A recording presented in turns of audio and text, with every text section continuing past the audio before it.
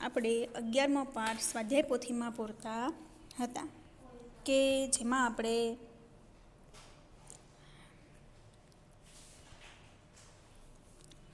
પાંચમો પ્રશ્ન મને ઓળખી કાઢો ત્યાં આપણે પહોંચ્યા હતા.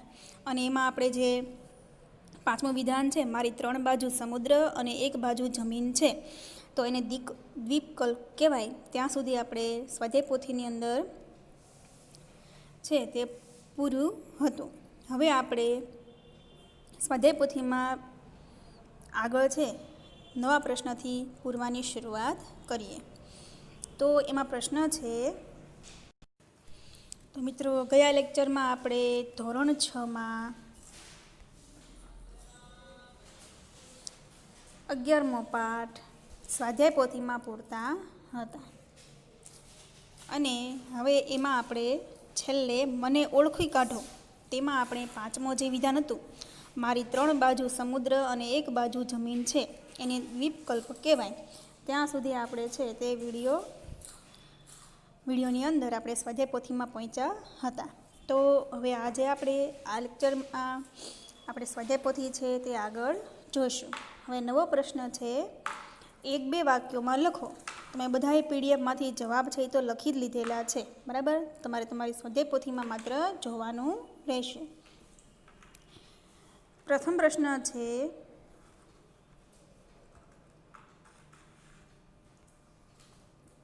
ભૂમિ સ્વરૂપોના સર્જનમાં કયા પરિબળો ફાળો આપે છે? તો જવાબ બોલું છું, ધરતીકંપ, જ્વાળામુખી, સુનામી જેવા ભૂગર્ભના પરિબળો તેમજ નદી, પવન, હિમનદી, સમુદ્રના મોજા જેવા બાહ્ય પરિબળો ફાળો આપે છે. હવે ત્યારબાદ નવો પ્રશ્ન છે, ભૂમિ સ્વરૂપોને ઓળખવા માટેના મુખ્ય લક્ષણો કયા કયા છે? તો જવાબ બોલું છું, મુખ્ય લક્ષણો તો 3 છે. એમાં પ્રથમ લક્ષણ છે ચોક્કસ ઊંચાઈ, બીજું ઢોળાવ અને ત્રીજું વિશિષ્ટ આકાર. ત્યારબાદ આપણે નવો પ્રશ્ન જોઈએ, ભૂમિ સ્વરૂપના મુખ્ય પ્રકારો કયા કયા છે? તો એમનો જવાબ છે 1 પર્વત, 2 ઉચ્ચ પ્રદેશ અને 3 મેદાન. ત્યારબાદ આપણે ચોથો પ્રશ્ન છે, ખંડ પર્વત કોને કહે છે? દ્રષ્ટાંત આપો. દ્રષ્ટાંત એટલે કે ઉદાહરણ આપો. તો એમનો જવાબ બોલું છું, ભૂગર્ભિક બળોને લીધે 2 ભૂસ્તરો વચ્ચેનો ભૂભાગ નીચે બેસી જાય છે અથવા આજુબાજુનો ભાગ નીચે ઉતરી જાય છે અને મધ્યનો ભૂમિભાગ પર્વત રૂપે સ્થિર રહે છે, તેને ખંડ પર્વત કહે છે. દાખલા તરીકે ભારતનો ગિરનાર પર્વત જે કેવો છે? ખંડ પર્વત છે. ત્યારબાદ 5મો પ્રશ્ન છે, જ્વાળામુખી પર્વત કોને કહે છે? દ્રષ્ટાંત આપો. તો જવાબ બોલું છું, જ્વાળામુખીનો પ્રસ્ફોટ થાય ત્યારે પૃથ્વીના પેટાળમાંથી માટી, રાખ, પથ્થર, ખડકોના ટુકડા વગેરે અતિશય ગરમ ભૂરસ બહાર ફેંકાય છે.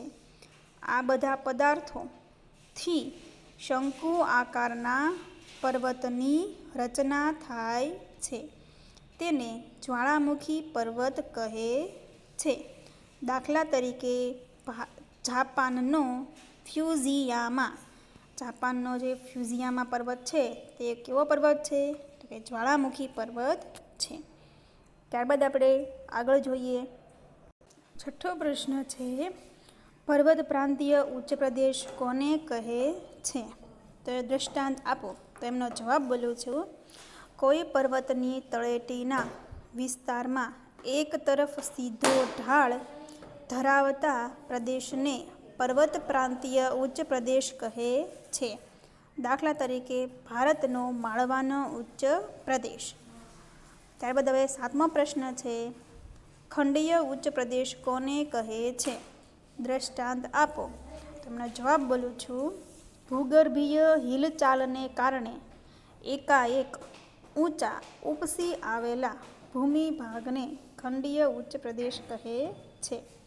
દાખલા તરીકે અરબસ્તાનનો ઉચ્ચ પ્રદેશ. ત્યારબાદ 8મો પ્રશ્ન છે, ઉચ્ચ પ્રદેશના પ્રકારો જણાવો. તો એમાં આપણે પ્રથમ પ્રકાર લખીશું, તમે લખેલું જ છે, તમારે જોવાનું છે. 1 આંતર પર્વતીય ઉચ્ચ પ્રદેશ, 2 પર્વત પ્રાંતીય ઉચ્ચ પ્રદેશ, 3 ખંડીય ઉચ્ચ પ્રદેશ. ત્યારબાદ 9મો પ્રશ્ન છે, ઘસારણનું મેદાન કોને કહે છે? દ્રષ્ટાંત આપો. તો એમનો જવાબ બોલું છું. પર્વતો અને ઉચ્ચ પ્રદેશો, નદીઓ, અહીંયા આવશે આગળ નદીઓ, પવન, હિમનદી જેવા પરિબળો દ્વારા ઘસાયને, આ શબ્દ છે બનતા મેદાનને ઘસારણનું મેદાન કહે છે. દાખલા તરીકે પશ્ચિમ સાઇબિરિયાનું મેદાન. 10મો પ્રશ્ન છે, નિક્ષેપણનું મેદાન કોને કહે છે? દ્રષ્ટાંત આપો. જવાબ બોલું છું. નદી, હિમનદી અને પવન જે સામગ્રી ઢસડીને એક જગ્યાએથી બીજી જગ્યાએ લાવે છે અને તેનાથી રચાયેલા મેદાન નિક્ષેપણના મેદાન છે. પછી દ્રષ્ટાંત આપો એટલે ગંગા યમુનાનું મેદાન. 11મો પ્રશ્ન છે, ઉપસાગર અંગ્રેજીમાં કહેવાય બાય એટલે શું? દ્રષ્ટાંત આપો. તો એને આપણે કહીએ મહાસાગરના જળભાગનો આંતરિક ભાગ, એને કહીશું ઉપસાગર. દાખલા તરીકે ભારતમાં બંગાળાનો ઉપસાગર. 12મો પ્રશ્ન, અખાત એટલે કે ગલ્ફ કોને કહે છે? દ્રષ્ટાંત આપો. તો જવાબ બોલું છું. ત્રણેય બાજુ ભૂમિથી ઘેરાયેલ હોય તેવા જળ વિસ્તારને અખાત કહે છે. દાખલા તરીકે ખંભાતનો અખાત, કચ્છનો અખાત, બરાબર, એ બધાને શું કહેવાય? અખાત. 13મો પ્રશ્ન, ભૂમિ સ્વરૂપ કોને કહેવાય? જવાબ બોલું છું. સમુદ્ર સપાટીથી જુદી જુદી ઊંચાઈએ આવેલા વિશિષ્ટ આકાર અને ઢોળાવવાળું ભૂપૃષ્ઠ ધરાવતા ભાગને ભૂમિ સ્વરૂપ કહેવામાં આવે છે. તો હવે આપણે નવો પ્રશ્ન જોઈએ કે ભૂશીર પારિભાષિક શબ્દોની સમજૂતી આપો. એમાં પ્રથમ છે ભૂશીર. તો ભૂશીર કોને કહેવાય? તો જવાબ બોલું છું. જળ ભાગમાં ફેલાયેલ ભૂમિનો લંબાત્મક છેડો. દાખલા તરીકે ભારતની કન્યાકુમારીની ભૂશીર. કન્યાકુમારીની ભૂશીર તમે સૌ જાણો છો કે નકશાની અંદર જે આવી રીતે છે ને, તો એમાં જે છે એને ભૂશીર કહેવાય, કે જે શું છે તો કે જળ ભાગમાં ઘણી લાંબી જગ્યાએ સુધી ફેલાયેલો હોય. ત્યારબાદ છે ટાપુ. આઈલેન્ડ કહીને આપણે, આઈલેન્ડ. તો ટાપુ કોને કહેવાય? ચારે બાજુથી જળ વિસ્તારથી ઘેરાયેલ ભૂમિ ભાગને ટાપુ કહે છે. દાખલા તરીકે લક્ષદ્વીપ ને અંદમાન નિકોબાર. તો આ બંને ભારતના ટાપુ છે કે જેની શું હોય તો કે ચારે બાજુ પાણી પાણી હોય. હવે છે ત્રીજું, ખીણ, વેલી કોને કહેવાય? પર્વતોની હારમાળા વચ્ચે આવેલો નીચાણવાળો ભાગ. દાખલા તરીકે ભારતમાં કાશ્મીરની ખીણ, આપણે પાઠ સમજ્યા હતા, બરાબર ને? તેમાં આપણે જોયું હતું, મેં તમને વાત પણ કરી હતી કે કાશ્મીરમાં ખીણ આવેલી છે ને આ ઘણા બધા ફૂલો પણ આવેલા છે, બરાબર? તો એને શું આપણે કહેશું? ખીણ. ત્યારબાદ હવે આપણે આગળ જોઈએ. ત્યારબાદ છે સમુદ્ર ધુની. તો સમુદ્ર ધુની કોને કહેવાય? તો એના વિશે જોઈએ. કે બે જળ વિસ્તારને જોડતી સાંકડી જળપટ્ટીને સામુદ્રધુની કહે છે. દાખલા તરીકે ભારત અને શ્રીલંકા વચ્ચે આવેલી પાલકની સામુદ્રધુની, તો એ શું કરશે?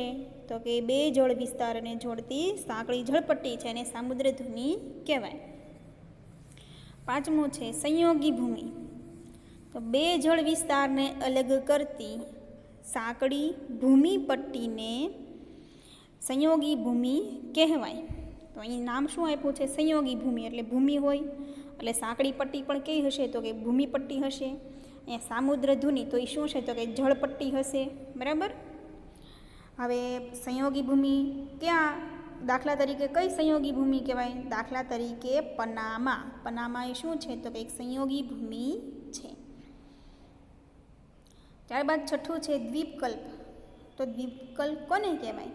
તો કે જે ભૂમિભાગની 3 બાજુ સમુદ્ર અને એક બાજુ જમીન વિસ્તારથી જોડાયેલ હોય તેને દ્વીપકલ્પ કહે છે. દાખલા તરીકે દક્ષિણ ભારત, આપણું સૌરાષ્ટ્ર આ છે એને દ્વીપકલ્પ કહેવાય.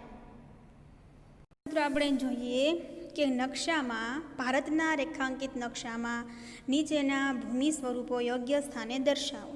તો આપણે તેને યોગ્ય સ્થાને દર્શાવવાના છે. એમાં આપણે જોઈએ એક છે છોટા નાગપુરનો ઉચ્ચ પ્રદેશ. છોટા નાગપુરનો ઉચ્ચ પ્રદેશ ક્યાં આવેલો છે? તો છોટા નાગપુરનો ઉચ્ચ પ્રદેશ છે તે બરાબર અહીંયા, એટલે કે પશ્ચિમ બંગાળની બાજુમાં જે ઝારખંડ આવેલું છે ત્યાં આવેલો છે. ત્યારબાદ છે બંગાળનો ઉપસાગર. બંગાળનો ઉપસાગર અહીં આવેલું છે, ભારત દેશની પૂર્વ દિશામાં આવેલ છે. ત્યારબાદ ત્રીજું છે માળવાનો ઉચ્ચ પ્રદેશ. માળવાનો ઉચ્ચ પ્રદેશ છે તે મિત્રો અહીંયા બરાબર આપણે જોઈએ તો મધ્યપ્રદેશમાં આવેલ છે. ચોથું વિંધ્ય પર્વત. તો વિંધ્ય પર્વત છે મિત્રો તે ગુજરાતમાંથી પણ પસાર થાય છે. બરાબર. તો અહીંયા આપણે દર્શાવ્યો છે વિંધ્ય પર્વત. ત્યારબાદ આપ્યું છે ગિરનાર પર્વત. હવે તમે સૌ જાણો છો કે ગિરનાર જે પર્વત છે તે આપણા ગુજરાતમાં આવેલ છે. ત્યારબાદ છે નીલગિરી પર્વત. નીલગિરી જે પર્વત છે તે મિત્રો નીચે તમિલનાડુ, કેરળ, કર્ણાટક આ બધા એટલામાં અહીંયા નીલગિરી પર્વત આવેલ છે. ત્યારબાદ છે સાતમું ખંભાતનો અખાત. તો ખંભાતનો અખાત તમે સૌ જાણો છો આપણા ગુજરાતની પૂર્વ દિશામાં, એટલે કે અહીંયા બરાબર સૌરાષ્ટ્રની નીચે ખંભાતનો અખાત આવેલો છે. ત્યારબાદ છે કચ્છનો અખાત જે આપણા ગુજરાતમાં અહીંયા બરાબર કચ્છની દક્ષિણ દિશામાં અને સૌરાષ્ટ્રની પશ્ચિમ દિશામાં બરાબર આવેલો છે. એટલે કે અહીંયા જે નીચે તમે ફાટખીણ જોઈ શકો છો તે કચ્છનો અખાત છે. ત્યારબાદ મિત્રો આપ્યો છે કે આકૃતિઓ દોરો. હવે આકૃતિઓ છે તમારે જાતે દોરવાની રહેશે. અહીંયા મેં પણ દોરી છે પેન્સિલથી. બરાબર. તો એમાં સૌથી પ્રથમ છે ખંડ પર્વત. તો ખંડ પર્વત તમે સૌ જાણો છો કે શું? તો કે આવી રીતે છે તે બે બાજુથી આવી રીતે છે એ ખંડ જેવી રચના થતી હોય તો આપણે એને ખંડ પર્વત કહીશું. બરાબર. કે એમાં ઉપસી આવે છે ભાગ. બરાબર. ત્યારબાદ છે જ્વાળામુખી પર્વત. તો જ્વાળામુખી જે ફાટે છે એના લીધે થઈને જે ત્રિકોણાકાર બને છે. બરાબર. અહીંયાથી જ્વાળામુખી જે નીકળે છે પછી જે ત્રિકોણાકાર આવી રીતે રચાય છે એને કહેશું જ્વાળામુખી પર્વત. ત્યારબાદ આપ્યું છે આંતર પર્વતીય પર્વત. તો આવી રીતે જે ખડકો છે એ નીચે અમુક ભાગ છે બેસી જાય છે. બરાબર. નીચે વચ્ચે બરાબર આવેલો હોય છે એને કહેશું આંતર પર્વતીય ઉચ્ચ પ્રદેશ. ત્યારબાદ જોશું પર્વત પ્રાંતીય ઉચ્ચ પ્રદેશ. તો પર્વત પ્રાંતીય ઉચ્ચ પ્રદેશ એટલે કે જે આવી રીતે પર્વત હોય છે. બરાબર. ત્યાં જે આ ઉચ્ચ પ્રદેશ આવેલો હોય છે એને આપણે કહેશું પર્વત પ્રાંતીય ઉચ્ચ પ્રદેશ. તો મિત્રો આ સાથે છે તે આપણે ભૂમિ સ્વરૂપો પાઠ જે છે તે અહીં પૂરો કરીએ છીએ. બરાબર. નવા લેક્ચરમાં નવા વિડીયો સાથે મળીશું. ત્યાં સુધી મિત્રો આવજો. જય હિન્દ, જય ભારત.